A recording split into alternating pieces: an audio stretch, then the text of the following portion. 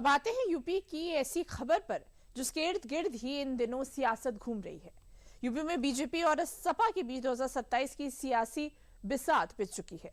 भले ही अभी यूपी चुनाव में 1 साल से ज्यादा का वक्त बाकी है, लेकिन माहौल अभी से ही चुनावी बन चुका है। बीजेपी ने पंकज चौधरी को प्रदेश अध्यक्ष बनाकर बड़ा सियासी मैसेज भी दिया है। क्या है इसके मायने और सपा की क्या तैयारी है, इस रिपोर्ट पे देखिए। ये वो चेहरा है जिसके यूपी बीजेपी अध्यक्ष बनने के बाद समाजवादी पार्टी समेत पूरे विपक्ष में खलबली है।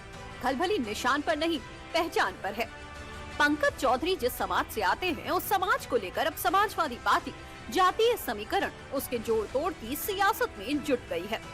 लोकसभा चुनाव में यूपी में 37 सीटें जीतने को सपा पीडीए के सफल दांव के तौर पर देखती है और अब मान रही है कि पंकज चौधरी के यूपी बीजेपी अध्यक्ष बनने से उसके पीडीए समीकरण को नुकसान पहुंच सकता है। तो अब वो पीडीए में भी जाति की ABCD पढ़ रही है। दरअसल केंद्रीय मंत्री पंकज चौधरी कुर्मी समाज से आते हैं और यूपी की सियासत में कुर्मी यादवों के बाद ओबीसी की दूसरी सबसे बड़ी जाति है। इसलिए माना जा रहा है कि बीजेपी ने लोकसभा चुनाव 2024 में बिखरे पिछड़े वोट बैंक के साथ ही यूपी में 6 से 8% कुर्मी बिरादरी में राजनीतिक संदेश देने का काम किया है। पूर्वांचल, बुंदेलखंड और यूपी के अलग अलग इलाकों में ये बिरादरी काफी प्रभावी भूमिका में है। बीजेपी के इस मूव ने ये तो साफ कर दिया है कि सपा की पीडीए रणनीति के खिलाफ बीजेपी अपने हर हथियार को बखूबी इस्तेमाल करती दिख रही है। और बीजेपी का ये दांव अगर यूपी में चला तो ये सिर्फ बीजेपी के लिए ही नहीं, बल्कि एनडीए के सहयोगियों जैसे अपना दल और अन्य सहयोगियों से परंपरागत कुर्मी वोट को अपनी ओर आकर्षित करने में पंकज चौधरी काफी मददगार साबित हो सकते हैं, क्योंकि इस वर्ग का प्रभाव ही इतना है। यूपी में कुर्मी समाज का वोट 6% है। इनमें पटेल, वर्मा, चौधरी, गंगवार, सचान जैसे उपनाम वाले लोग आते हैं। ओबीसी वोटर्स में इनकी संख्या करीब 35% मानी जाती है। यूपी में कुर्मी वोटर लोकसभा की 27 और विधानसभा की 128 सीटों पर प्रभावी भूमिका रखते हैं। हालांकि 48 से 50 सीटों पर कुर्मी वोटर निर्णायक असर रखते हैं। यूपी की राजनीति में कुर्मी किंग मेकर की भूमिका निभाते हैं, लेकिन जैसे यादवों को सपा का पारंपरिक या जाटवों को बसपा का पारंपरिक वोट बैंक माना जाता है, इनकी तरह कुर्मी समाज किसी एक पार्टी से बंधे नहीं है।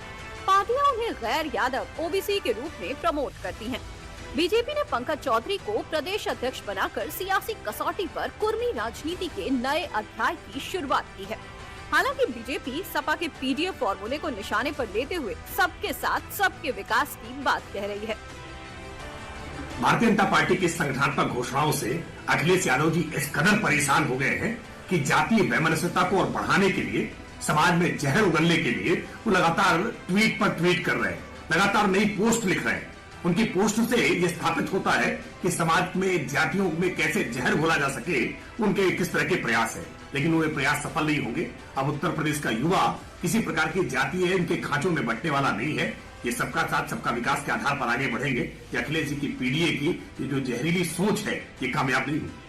हालांकि राजनीति को समझने वाले पंकज चौधरी को पीडीए के जवाब में बीजेपी के तर्कश का वो नया सियासी तीर मान रहे हैं जो सोची समझी रणनीति है, और ये मूव सपा के वोट बैंक में सेंध लगा सकता है। सभी को मालूम है कि पंकज चौधरी जी को प्रदेश अध्यक्ष बनाया गया है और पंकज चौधरी को प्रदेश अध्यक्ष बनाने के पीछे बीजेपी की सोची समझी रणनीति है। सबसे पहली चीज होती है, किसी व्यक्ति को इतनी बड़ी जिम्मेदारी दी जाती है तो ये देखा जाता है कि वो राष्ट्रीय नेतृत्व का वफादार होना चाहिए, पार्टी के प्रति समर्पित होना चाहिए। ये दोनों खूबियां पंकज चौधरी पूरी करते हैं। पंकज चौधरी ग्राउंड लेवल से उठ करके आए हैं। वो निगम से शुरू होकर विधायक और सांसद और कैबिनेट के मंत्री रहते हुए उन्होंने अपने आप को प्रूव किया है। अगर देखी जाए ओबीसी समाज से आते हैं और ओबीसी समाज का यादवों के बाद सबसे बड़ा वोट बैंक उत्तर प्रदेश के राजनीति में कुर्मी है। और जिस तरीके से पिछले चुनाव में हमने देखा, समाजवादी पार्टी ने पीडीए फार्मूले पर काम किया और पीडीए फार्मूले पर काम करते हुए कहीं न कहीं बीजेपी को जितने नंबर्स लेकर आने चाहिए थे उन नंबर्स तक पहुंचने से पहले रोक दिया। तो एक पंथ दो काज में कहूंगा, बीजेपी ने पंकज चौधरी को प्रदेश अध्यक्ष बनाकर 2-3 निशाने एक साथ दिए हैं। एक तरफ तो समाजवादी पार्टी के लिए बड़ा झटका हो सकता है, समाजवादी पार्टी के वोट बैंक पर ये बड़ी सेंध हो सकती है। दूसरी चीज, उनको उनके जो कार्य रहा है भाजपा के लिए, उसका एक तरीके से इनाम उनको दिया गया है, एक तरीके से वो जिम्मेदारी उनको दी गई है कि जो हम पिछले चुनाव में नहीं कर पाए, उससे बेहतर प्रदर्शन, उससे ज्यादा नंबर्स लेकर हमें उत्तर प्रदेश में आना है।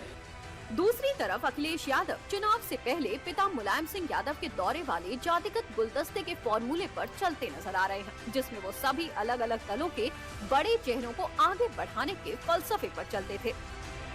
अखिलेश यादव दलित समाज से इंद्रजीत सरोज, ब्राह्मण समाज से अभिषेक मिश्रा, माता प्रसाद पांडे और संतोष पांडे, भूमिहार समाज से राजीव राय और जयराम पांडे और ओबीसी वर्ग में कई ऐसे नेता को भी आगे बढ़ा रहे हैं जो कभी काशीराम के साथ काम कर चुके हैं।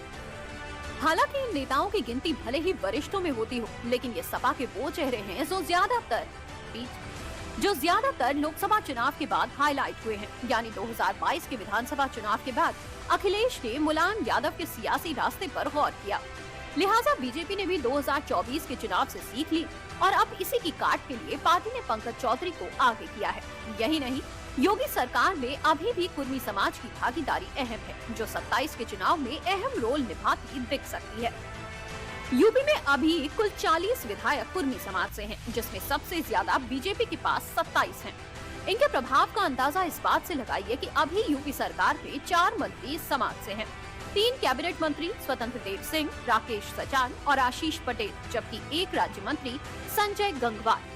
हालांकि सपा ने अभी बीजेपी को जवाब देने के लिए बस्ती से सपा सांसद रामप्रकाश चौधरी और पूर्व मंत्री बेनी प्रसाद वर्मा के बेटे राकेश वर्मा को बड़ी जिम्मेदारी देकर कुर्मी समाज में अपनी पकड़ मजबूत करने की रणनीति अपनाई है। लिहाजा पक्ष और विपक्ष दोनों की तैयारी देखते हुए यूपी विधानसभा अभी से दिलचस्प होती नजर आ रही है। ऐसे में 2027 की लड़ाई में जातीय गणित एक बार फिर से निर्णायक बनता दिख रहा है। अब देखना होगा कि कुर्मी वोट बैंक और जातियों का ये सियासी गुलदस्ता किसे सत्ता के करीब ले जाता है।